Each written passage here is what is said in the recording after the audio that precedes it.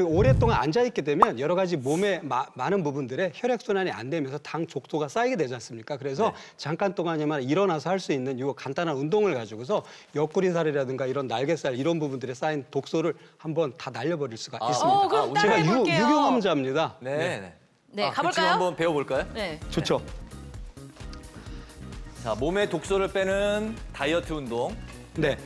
그 보통 운동한다 그러면은 거창하게 막 다 차려입고 하는데요. 사실은 그냥 앉아서 일하시다가 자켓 벗지 않은 상태에서 하실 수 있는 거라 꼭 소개해드리고 싶어요. 네. 두 가지를 말씀드릴 텐데요. 첫 번째는 손가락과 발가락을 이용한 그 운동법이 되겠습니다. 네. 그 손가락의 가장 긴 이 가운데 손가락 중지를 가지고서 그 반대편 발가락 끝을 닿게 하는 그런 운동이 되겠습니다. 아. 저랑 네. 같이 한번 해보시죠. 네. 발을 좀 어깨 넓이로 벌리시고요. 네. 팔을 옆으로 양팔을 올리신 다음에 몸을 숙여서 팔과 발을 엇갈려서 이렇게 하는 그런 동작인데 호흡하실 때 반드시 숨을 내쉬면서 호흡하시고 허벅지 힘을 잔뜩 한번 주고 무릎을 많이 안 굽힌 상태로 한번 내려보겠습니다. 네. 자, 몸 숙이시고요. 네. 자, 반대편으로 가겠습니다. 네. 하나, 하나.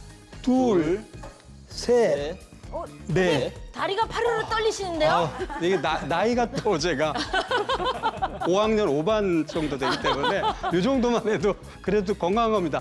뒷다리 땡겨요. 서 있는 게 어딥니까? 네. 자, 다음 두 번째입니다. 자, 손으로 귀를 잡으시고요. 네. 요즘 자전거 많이 타시는데 이게 혼자서 하는 자전거입니다. 아. 네, 자전거 값이 안 들어요. 너무너무 좋은 방법이 되겠습니다.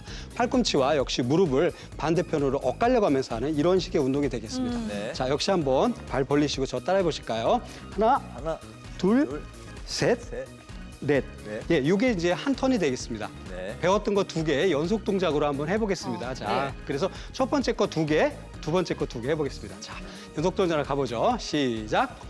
하나, 하나, 둘, 셋, 셋. 넷. 네. 자, 그럼 두 번째 귀 잡고 어우 추워. 하나, 둘, 운동 셋. 많이 다니셨네, 선생님.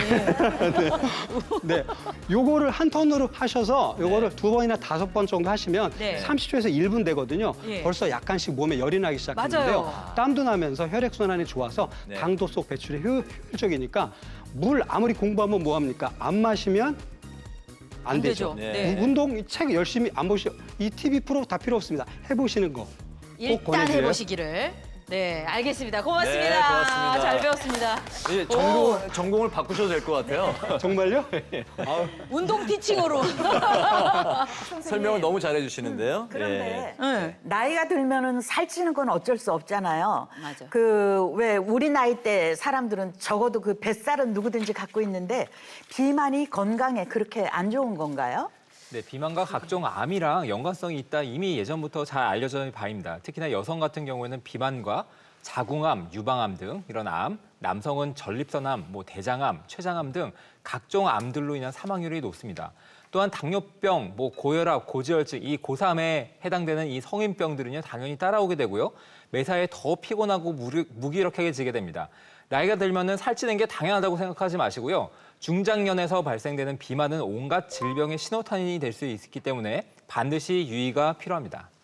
네. 아니 근데 선생님 저희도 다 알기는 알거든요. 요즘 듣는 얘기도 많아가지고 아는데 이게 살찌는 것뿐만이 아니라 사실은 체력이 같이 떨어지니까 조금만 하려고 그래도 금방 피곤하고 아이고 하고 하면은 그 다음 날은 쉬어야 돼요. 예전 같으면 매일매일 할 수 있었는데 이제는 하루 걸러서 해야 되고 예전만큼 못 하고 그러니까 이게 참 피곤해요, 그쵸 선생님? 맞아. 네.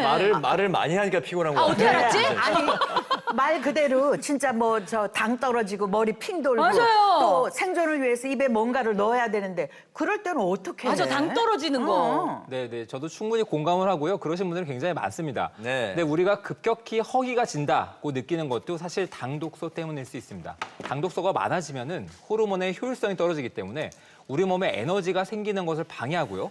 그럼 쉽게 피곤해지고 에너지가 없으니까 음식으로 또 보충하려 하겠죠. 이렇게 과도하게 섭취된 탄수화물은 또 당독소를 만들어내고 정말 무한 반복이 될 수밖에 없습니다. 아 진짜 그러네. 그러면은 악순환이네. 당 독소를 막으려면은 우리가 아무리 피곤하고 막 지치고 막 배가 고파도 참아야지. 참고 그게 가능한가요? 예. 운동을. 굶어야 되는 거예요. 굶고 어떻게 해야 운동하고 됩니까? 굶고 운동하고. 지금 만약에 굶는다 그러면 너무 이건 가혹한 형벌이 될 것 같은데요. 그렇죠. 사실은 진짜로 배고픈 거하고 가짜로 배고픈 거, 즉 가짜 허기와 진짜 허기가 있다는 걸 모르시는 분들이 많거든요. 이 두 가지를 구분하셔야 됩니다. 배고픈 거에 가짜가 진짜가 있어요? 그렇죠. 네, 사랑하는 사람에게 주는 다이아에도 진짜와 가짜가 있는 것처럼 배고픔에도 진짜와 가짜가 있습니다. 오. 네, 먼저 가짜를 말씀드릴게요. 네. 가짜는요, 진짜 갑자기 배가 고파져요. 예. 아무런 맥락이 없이 어느 순간 갑자기 배가 고파지고요. 네. 그리고 특정한 어떤 걸 갑자기 또 먹고 싶어지는 경향이 있습니다. 그냥 배고픈 게 아니라 특정한 어떤 게 먹고 싶고요. 그래서 이제 주변에 물이 있어서 물을 한컵 먹었을 때 허기가 또 갑자기 또 사라지기도 해요. 아, 그래서 요 세 가지가 있다면 요거는 진짜로 배고픈 게 아니라 독소 때문에 일어나는 가짜 허기, 배고픔이다. 이렇게 보시면 되겠어요. 완전 난데요?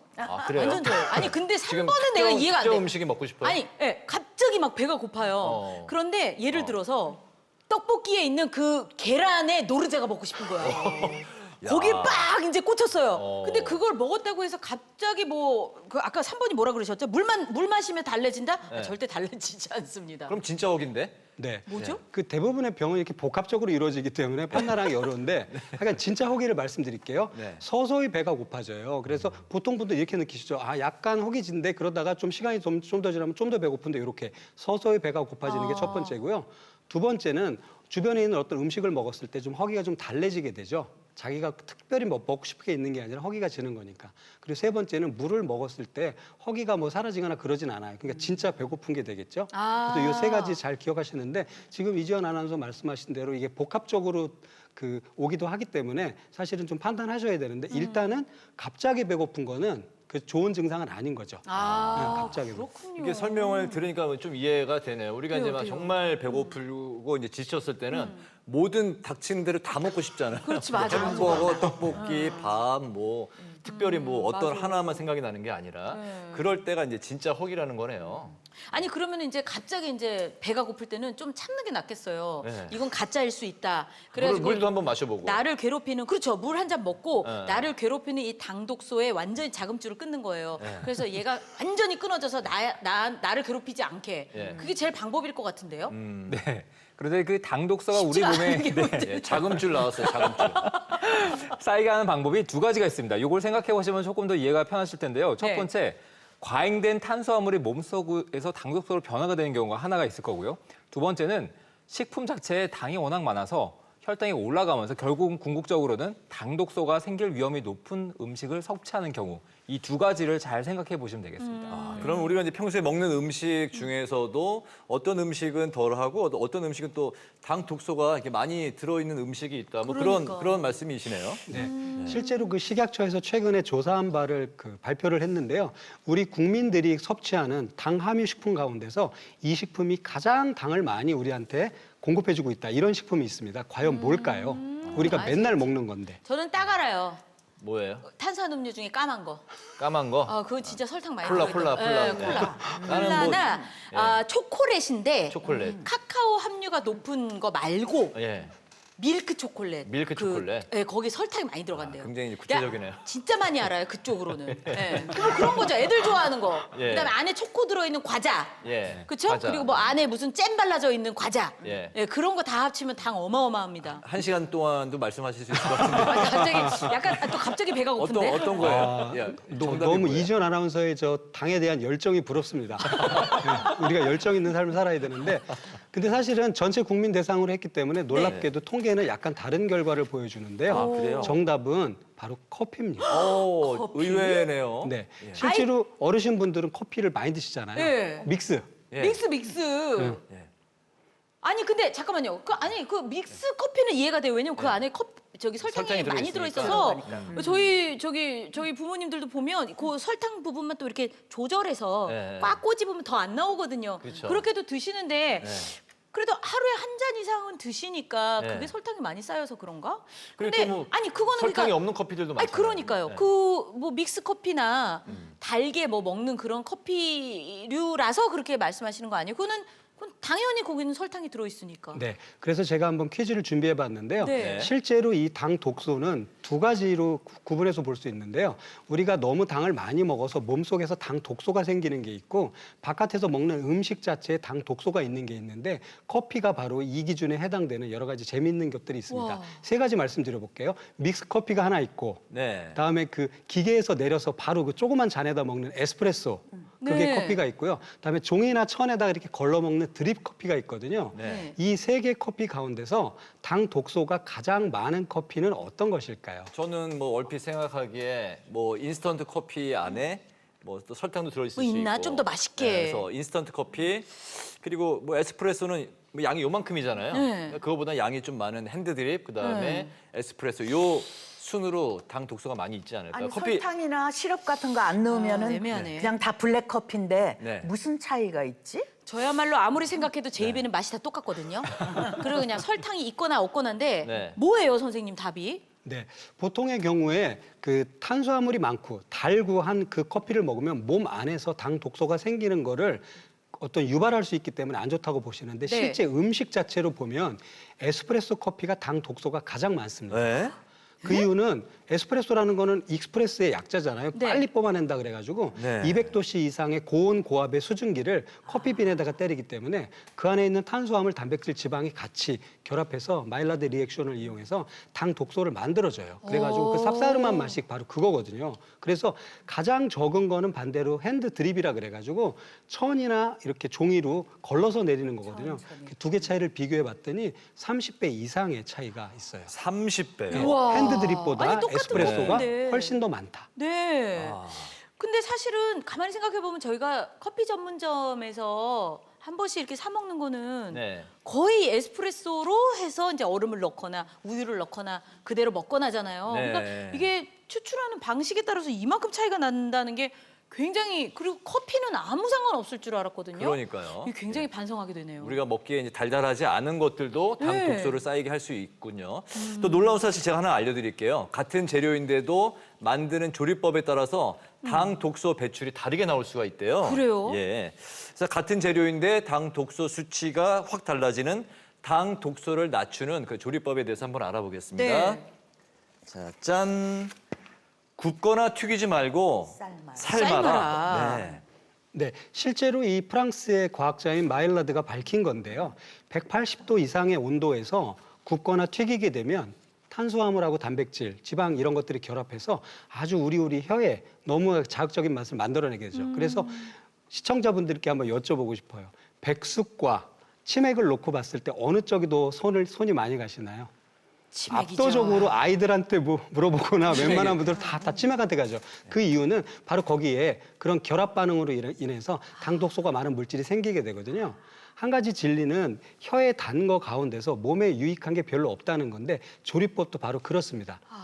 굽거나 튀기는 것보다는 삶은 게 몸에 좋으니까 일단은 조리를 하셔서 드실 때 어느 정도 비율로 맞추셔서 너무 또 삶은 것만 먹으면 너무 또 맛 없게 먹으니까요. 네. 달걀도 삶은 달걀과 후라이를 적절히 이렇게 하시는 게 비결이 아닌가 싶어요. 야, 네. 그렇다면 이 당 독소 수치가 좀 얼마나 차이가 나는지 구체적으로 음식을 이제 조리하는 방법에 따라서 차이가 나는지 한번 또 확인을 해보겠습니다.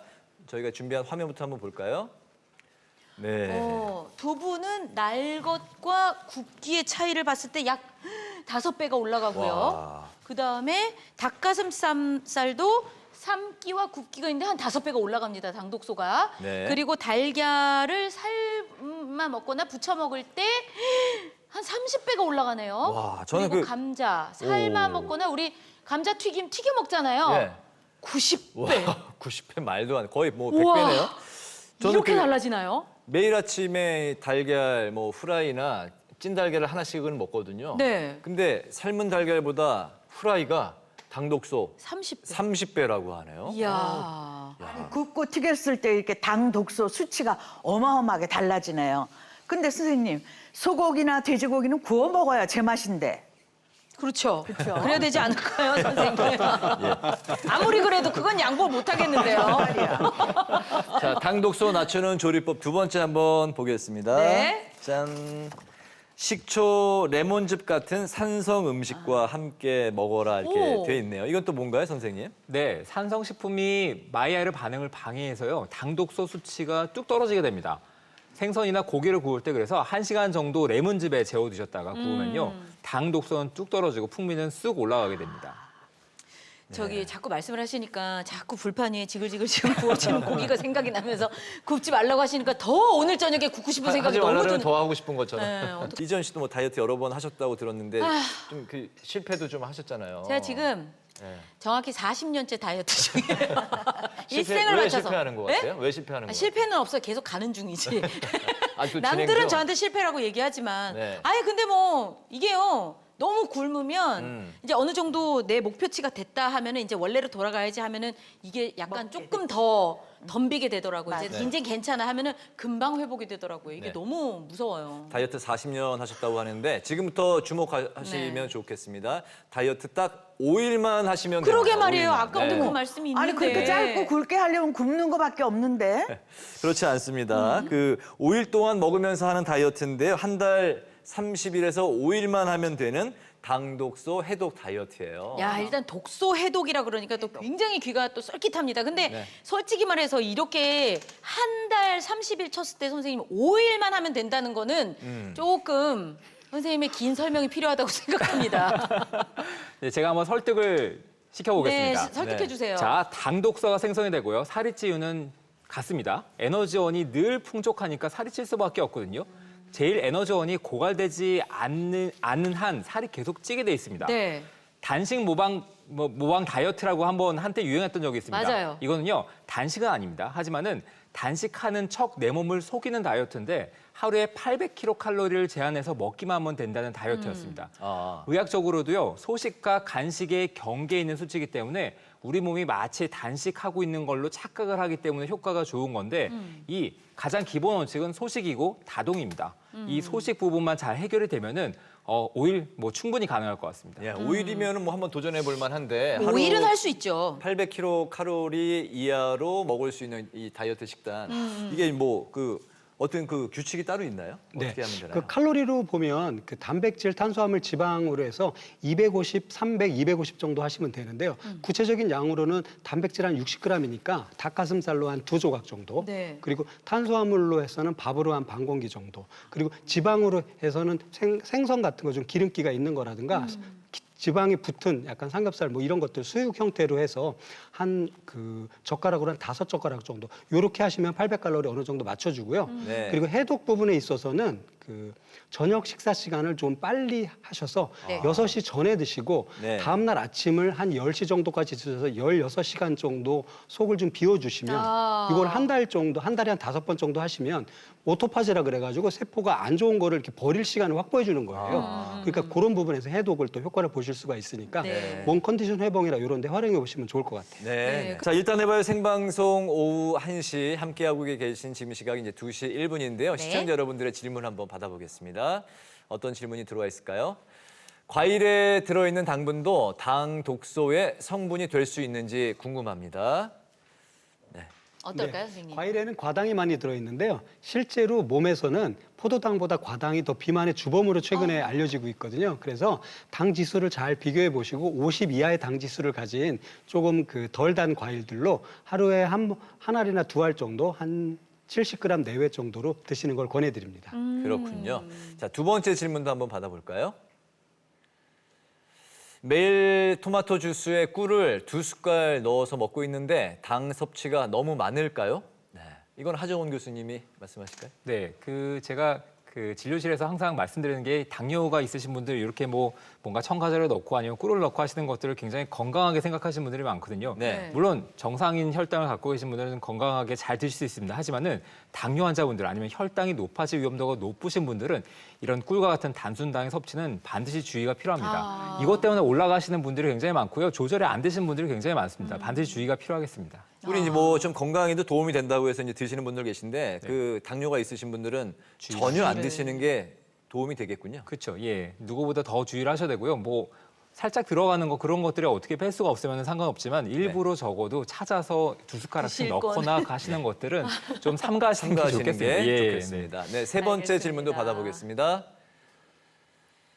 혹시 몸에 근육이 생기면 당 독소가 빠지는 걸까요? 덜 생길까요? 덜 생길까요? 아, 근육이 네. 많으면 괜찮을 것 같은데. 네, 그 근육이 하는 역할 중에 가장 큰 역할이 바로 혈당을 잡아먹고 조절하는 능력이 가장 크거든요. 네. 몸에서 남아있는 포도당, 다 쓸모가 다 쓰여지고 에너지원은 쓰이고 남은 포도당이 나중에 당독소로 변하는데 그런 것들을 이제 근육이 잡아먹습니다. 그러니까 차곡차곡 저장을 시켜놓거든요. 그렇기 때문에 근육이 풍부하신 분들은 혈당이 잘 안 올라갑니다. 오. 근데 근육이 아주 약하신 분, 특히나 나이 드신 분들, 근감소증, 그 근육이 굉장히 근육량이 적으신 분들은요, 조금만 드셔도 혈당이 확 하고 올라가는 이유가 근육 때문이라는 연구 결과들이 굉장히 많습니다. 때문에 근육 반드시 당 조절은 필요합니다. 아. 네, 잘 알겠습니다. 이렇게 이제 5일 만에 당 독소도 네. 빼고 살도 쏙 빼는 다이어트 이제 비법에 대해서 이제 알아봤는데요. 네. 많은 분들이 이제 이 다이어트 5일 동안의 다이어트를 통해서 한 2kg 정도 뺄 수 있다고 하는데 변비나 또 이제 기초 대사량이 있는 분들은 좀 천천히 빠지거나 덜 빠질 수가 있다고 합니다. 그리고 이제 내 몸에는 아무런 변화가 없는데 하시는 분들은 그 본인의 호르몬이나 장 건강에 또 이상이 생겨서 그럴 수 있다고 하니까 이제 진료를 한번 받아보시면 좋다고 네. 하네요. 덧붙여 저희가 꼭 여러분께 드리고 싶은 말씀은 이 5일 하고 나머지 25일을 편히 지내는 것보다는 그건 안 이 되죠. 5일을 시작으로 네. 이제 나머지 25일 동안은 조금 편히 지내시지만 아, 나 지금 다이어트 중이지 하면서 조금 관리를 하시면 훨씬 더 좋은 결과를 보실 수 있을 것 같고요. 네. 여러분의 건강한 다이어트의 시작이 됐으면 좋겠습니다. 네, 오늘은 이제 여기서 이제 마칠 시간이 됐고요. 내일은 저렴한 가격으로 혼자서도 쉽고 간단하게 바꿀 수 있는 벽 인테리어에 대해서 알아보겠습니다. 네, 내일 찾아뵙겠습니다. 시청해주신 여러분 고맙습니다. 고맙습니다.